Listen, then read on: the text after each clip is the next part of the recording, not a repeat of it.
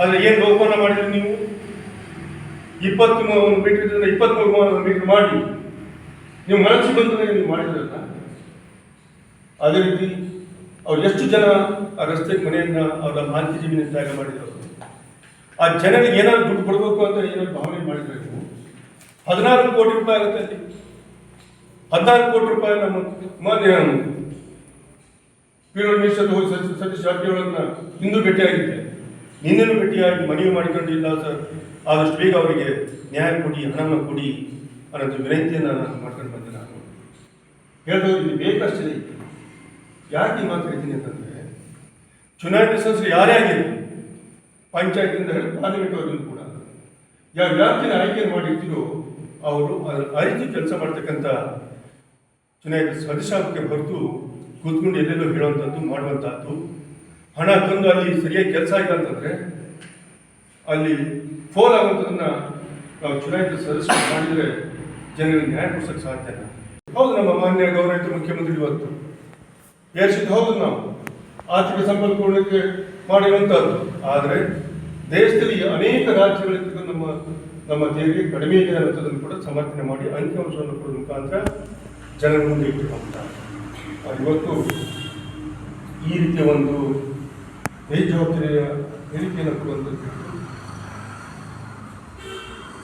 ಒಳ್ಳೆಯ ಕೆಲಸವನ್ನು ಮಾಡೋದಕ್ಕೆ ಸಹಕಾರ ಕೊಡಿ ಅನ್ನೋದನ್ನು ಹೇಳಕ್ಕೆ ಬಯಸ್ತೇನೆ. ಇನ್ನೊಂದಿಷ್ಟು ಸ್ನೇಹಿತರು ಇಲ್ಲಿಯ ಶಾಸಕರಲ್ಲ, ನಮ್ಮ ಯಾರು ಸೂಪರ್ವೈಸರ್, ಒಳ್ಳೆ ಹೆಸರು ಸೂಪರ್ವೈಸರ್. ಆ ವ್ಯಕ್ತಿ ಸೂಪರ್ವೈಸರ್ ಅನ್ನೋಂಥ ಮೀನಿಂಗ್ ಏನಾದ್ರು ಅವ್ನಿಗೆ ಗೊತ್ತಿದ್ದಿದ್ರೆ ಅವ್ನು ಹೇಳ್ತಿದ್ದು ಗೊತ್ತಿಲ್ಲ. ನಾನು ಈ ಕ್ಷೇತ್ರದ ಸೂಪರ್ವೈಸರ್, ಹೌದು, ನಾನು ಆತ್ಮಸಂತೋಷ ಹೋಗ್ತಿದ್ದೀನಿ, ನಾನು ಖುಷಿ ಪಡ್ತೀನಿ.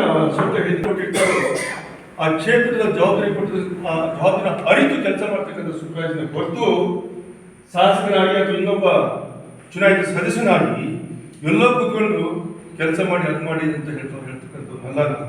ಜನರ ಹಣ, ಈ ಕ್ಷೇತ್ರಕ್ಕೆ ಬರ್ತಕ್ಕಂಥ ಹಣ ಏನಿದೆಯೋ ನನಗೇನು ಈ ಕ್ಷೇತ್ರದ ಜನ ಅಧಿಕಾರವನ್ನು ಕೊಟ್ಟರು, ಅಂದಿನಿಂದ ಇಲ್ಲಿಯೂ ಕೂಡ ಮುಂದೂ ಕೂಡ ಎಲ್ಲರೂ ಕೂಡ ಫೋಲ್ ಆಗೋ ರೀತಿಯಲ್ಲಿ ಅದಕ್ಕೆ ಸಂಬಂಧಪಟ್ಟ ಅಧಿಕಾರಿಗಳ ಜೊತೆಯಲ್ಲಿ ನಾನು ಹೋಗಿ ಅದರ ವೀಕ್ಷಣೆಯನ್ನು ಮಾಡಿ ಅದಕ್ಕೆ ಯಾವ ರೀತಿಯ ಮುಂದೆ ಕೆಲಸಗಳಾಗಬೇಕು, ಸರ್ಕಾರದ ಹಣ ಬರುವಲ್ಲಿ ವಿಳಂಬ ಆಗಿರುತ್ತೆ, ಹಣ ತರಿಸ್ಕೊಳ್ಳೋದಿರ್ಬೋದು, ಆ ಕೆಲಸ ಮಾಡ್ತಕ್ಕಂಥ ಸೂಪರ್ವೈಸರ್ ನಾನು.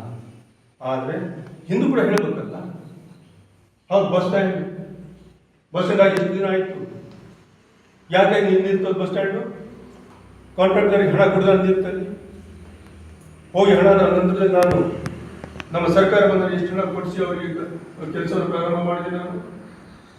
ನಾನು ಇಂಡೋರ್ ಸ್ಟೇಡಿಯಂ ಅದಕ್ಕೆ ಎಷ್ಟು ಹಣ ಕೊಟ್ಟಿದ್ವಿ, ಎಷ್ಟು ಹಣ ಇತ್ತು, ಬಂದಂದ್ರೆ ಅದಕ್ಕೆ ಎಷ್ಟು ಹಣ ನಾನು ಕೊಟ್ಟು ಪ್ರಾರಂಭ ಮಾಡಿ ಇನ್ನೂ ಇಲ್ಲಿರ್ತಕ್ಕಂಥ ಹಣದ ಬೇಡಿಕೆಯನ್ನು ನಾನು ಎಷ್ಟು ಇಟ್ಟಿದ್ದೀನಿ ನಾನು.